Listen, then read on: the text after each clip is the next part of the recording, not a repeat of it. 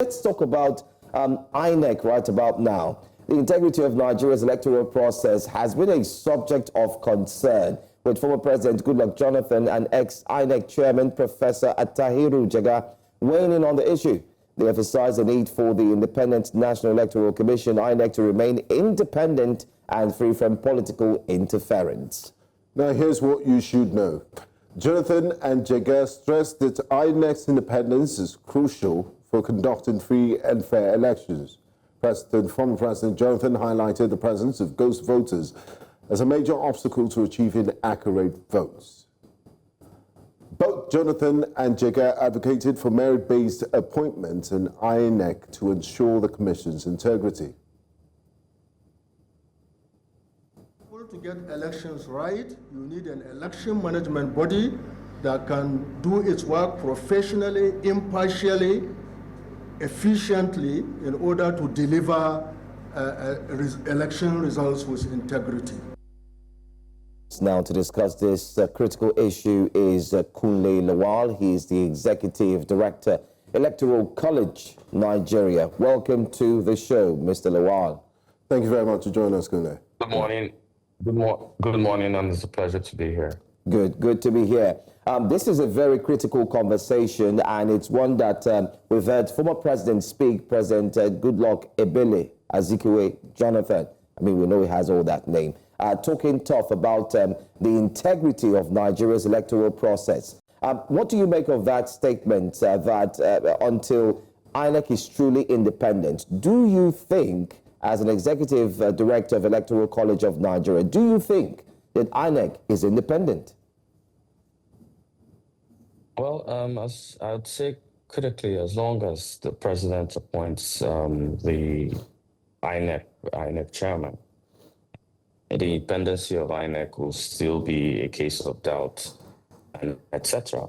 The truth about independence is that it must be first able to operate within its own parameters. Resident commissioners of INEC are being chosen based on partisan nature, sometimes based on regional interferences on elections.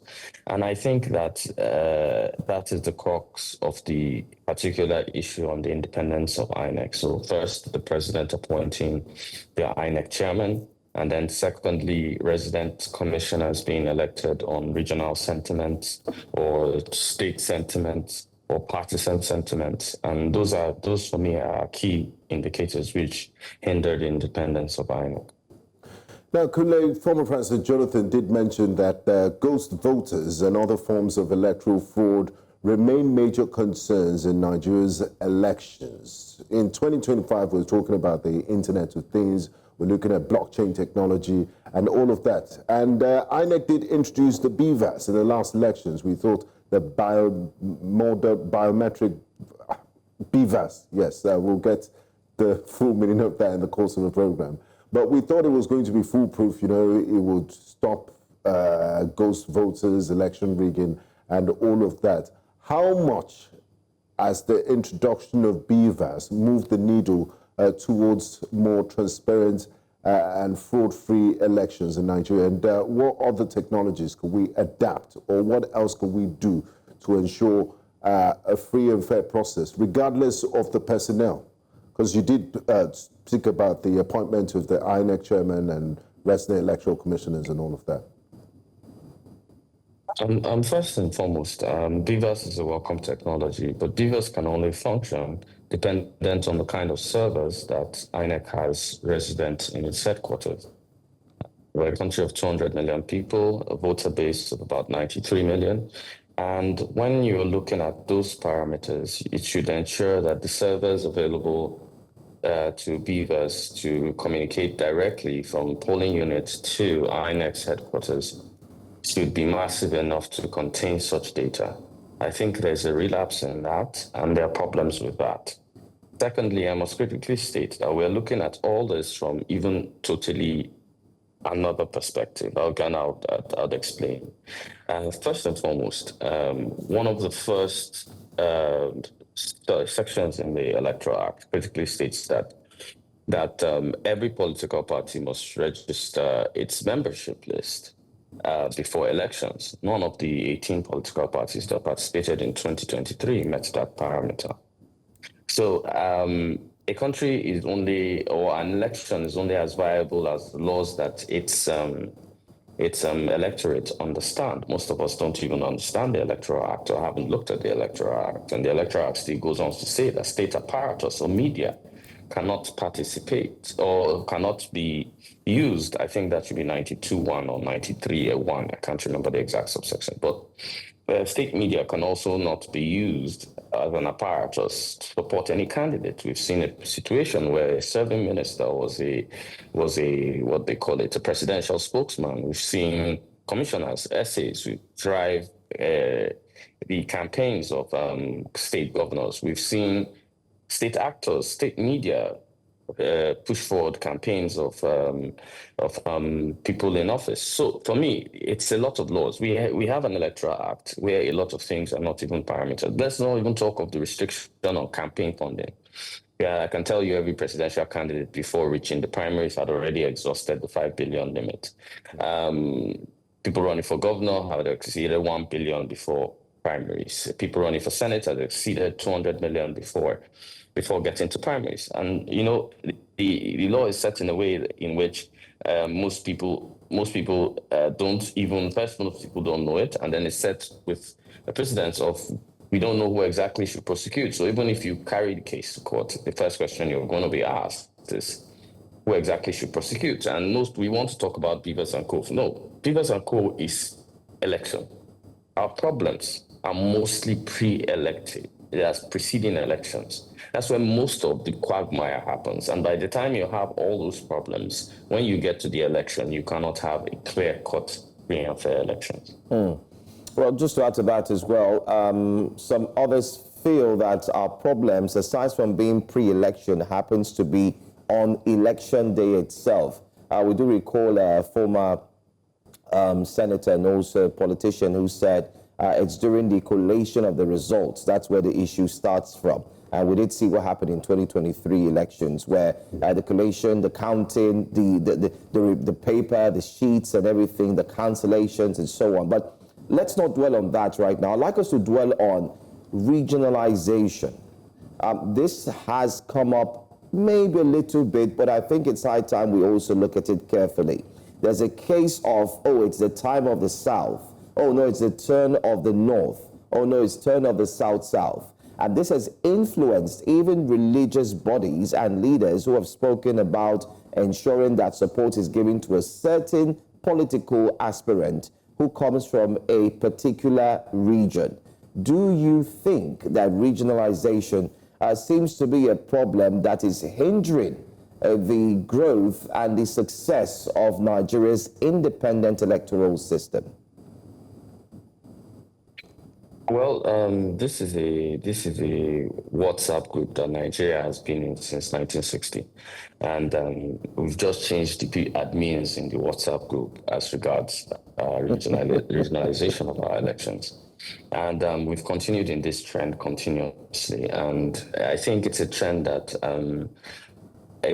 three major tribes out of the 250 ethnic groups available think that it's a rotation, or it's a game of musical chairs.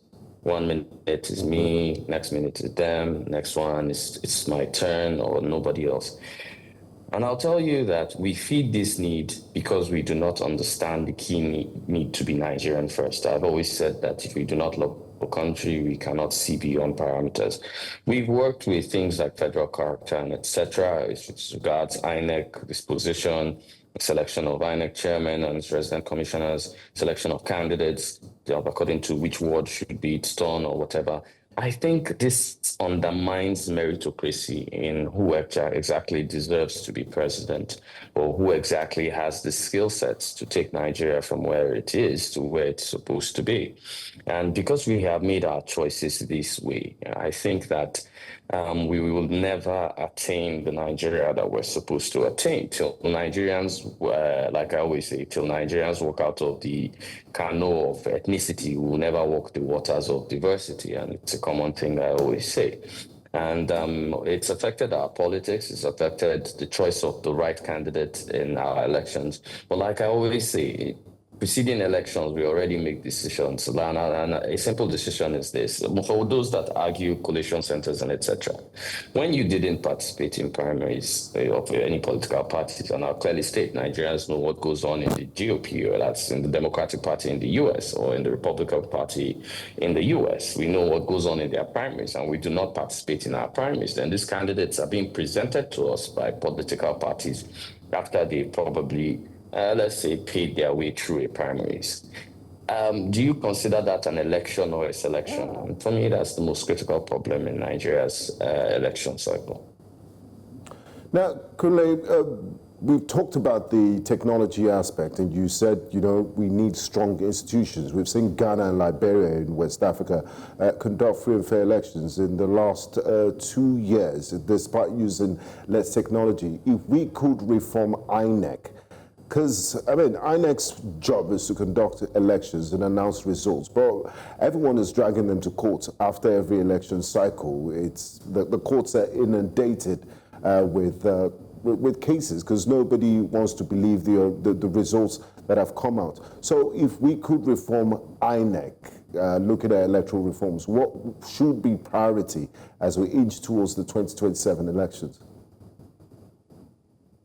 Well, one of the key things I think would be paramount in reforming INEC is that its chairman should be selected by the National Assembly, who actually has the purview of INEC. Secondly, I think that resident electoral commissioners should be taken from civil society organizations and not picked from party herds. Thirdly, I think the people should understand a clear-cut conversation with INEC. Like INEC last elections clearly stated that it was going to transmit elections electronically. Now, according to the Electoral Act clearly states that INEC has the right to transmit as it deems fit. But INEC morally broke a covenant with Nigerians, and nobody seemed to take that personal. So who now, of course, like I said, they're under the purview of the National Assembly. So the National Assembly decided to do nothing about that. That's INEC making a promise to Nigerian people and breaking it. So I think INEC, there should be stricter laws to control of INEC's behavior. And one thing I think is critical is I don't understand, and I've been part of the party. I was in the National Executive Committee, which is the highest body in the party. I was the National Publicity Secretary.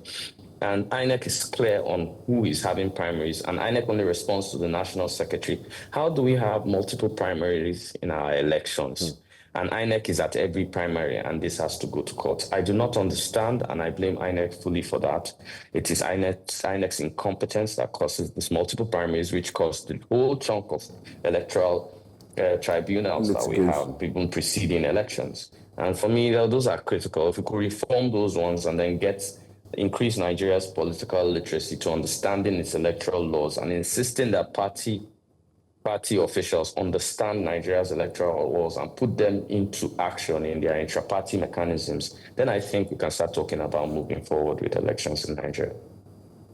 Well, I'm sure this conversation is one that would yield a lot of positive fruits, or it could actually yield negative fruits. As we speak right now, INEC is also on the front burner. They're on the hot seat for having not conducted some by-elections here and there. But I want to thank you so much for joining us, Mr. Kunle Lawal, Executive Director, Electoral College, Nigeria, and for shedding light on some of the challenges that we are facing today as the Independent National Electoral Commission continues to battle its cause on providing a free and fair election. Thanks for your time. Thank you.